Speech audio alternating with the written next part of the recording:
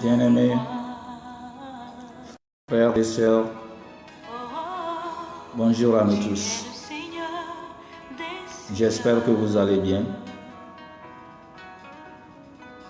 Dieu merci pour ce souffle de vie une fois encore ce matin. Et c'est vraiment un plaisir pour moi de venir vers vous ce matin afin de nous exhorter dans la parole de Dieu. Ayons courage. Dieu ne nous a pas abandonnés. Dieu est Seigneur. Il reste toujours à notre secours, même durant ce moment politique. Vraiment, ça rend heureux. Ça crée tellement de panique. Dieu est Seigneur. Ça a créé beaucoup de dégâts, je parle du coronavirus. Et ça semble toujours être là, parmi nous. Mais tout ça, c'est pour que la parole de Dieu soit manifestée.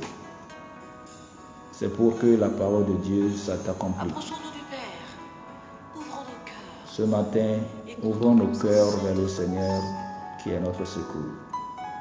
La Bible dit en Proverbe, dans l'Éternel est une forte tour, une tour forte, que les justes s'y réfugient et en trouvent sûreté. Bien-aimés, ce matin, nous allons nous exhorter un peu dans la parole de Dieu en voyant quelque chose dans le livre de Marc, le chapitre 1, le verset 15. Marc 1, verset 15. Pour dire que tout ce qui se déroule dans le monde, surtout ces jours-ci, c'est pour annoncer la venue de notre Seigneur Jésus-Christ. Et Jésus se manifestera dans sa gloire. Les gens se disent que non, il y a 2000 ans de cela, si Jésus devait être venu, il sera déjà là. Et ce matin, la parole nous rappelle encore que tout ce qui se déroule, c'est pour dire que le temps s'est accompli.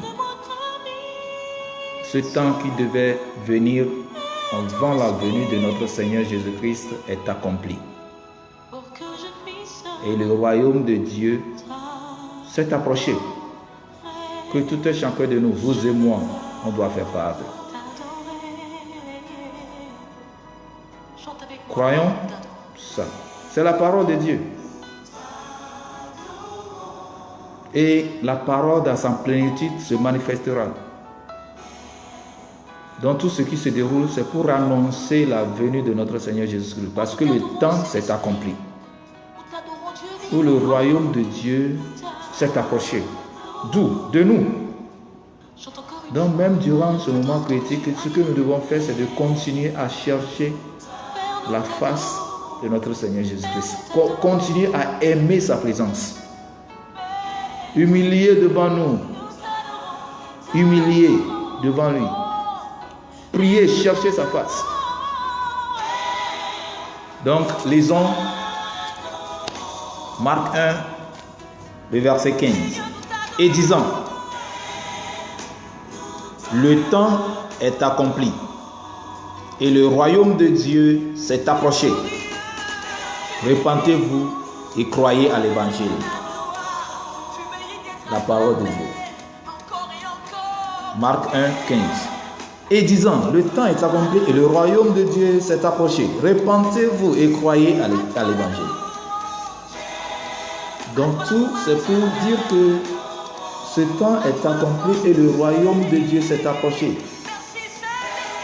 Donc, pour nous d'autres, nous devons nous repentir et croire à l'évangile. Ne vous découragez pas parce qu'il y a une pandémie, parce qu'il y a un coronavirus.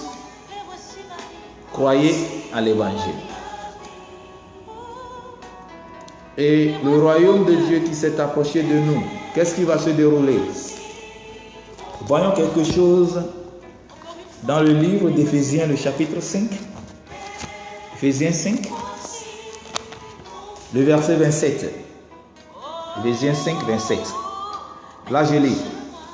Afin de se présenter l'Église à lui-même, glorieuse, n'ayant ni tache, ni ride, ni rien semblable, mais enfin qu'elle soit sainte et sauf. Désolé. Éphésiens 5, le verset 27. Afin de se présenter l'Église à lui-même, glorieuse, n'ayant ni tache, ni ride, ni rien de semblable, mais enfin qu'elle soit sainte et sans défaut.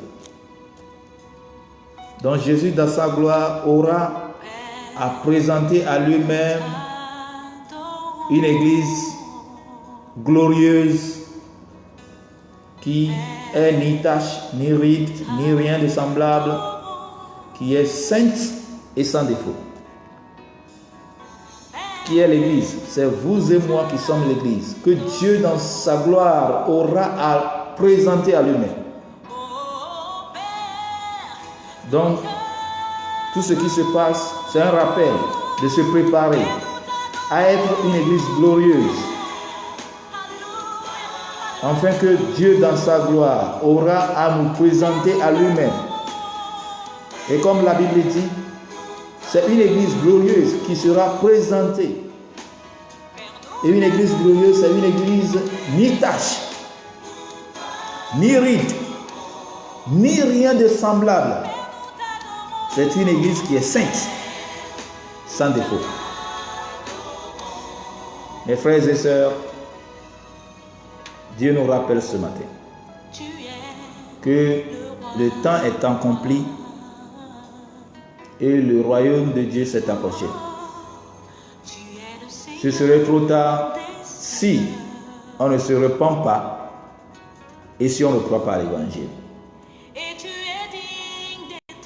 Afin que dans sa gloire, nous ne soyons pas perdus. Il dit que dans sa gloire, il aura à présenter à lui-même une église glorieuse. Ma prière ce matin est d'être une église glorieuse. Par sa miséricorde, par sa grâce, par sa faveur. Que la grâce nous soit suffisante. Que la miséricorde nous abonde, afin de faire part de ce royaume, afin d'hériter le royaume de Dieu. Et c'est seulement une église glorieuse qui serait présentée. Que Dieu nous aide à être ni tache, ni ride, ni rien de semblable, à être sainte et sans défaut. Et la seule moyen, c'est de continuer à chercher la présence de notre Seigneur Jésus-Christ. Seigneur, merci pour ton amour ce matin une fois encore. Que tu viennes nous rappeler que le temps est accompli et le royaume s'est approché, où nous devons nous repentir et croire à ta parole. Afin que quand tu te présentes, tu te manifestes dans ta gloire, tu auras à nous présenter comme une église glorieuse, ni tache, ni ride, ni rien de semblable, une église sainte et sans défaut, à toi-même dans ta gloire. Seigneur, aide-nous. Merci, frères et sœurs bien-aimés, de pouvoir accepter cette parole. Que la grâce vous soit suffisante. Que la miséricorde continue d'abonder sur vos vies. Et que Dieu nous aide à être une église glorieuse. C'est ma prière. Parce que sans ça, nos œuvres sur cette terre seront en vain. Que Dieu nous aide. Merci, merci, merci définitivement pour votre amour que vous avez à nous suivre. Que Dieu vous bénisse. Amen.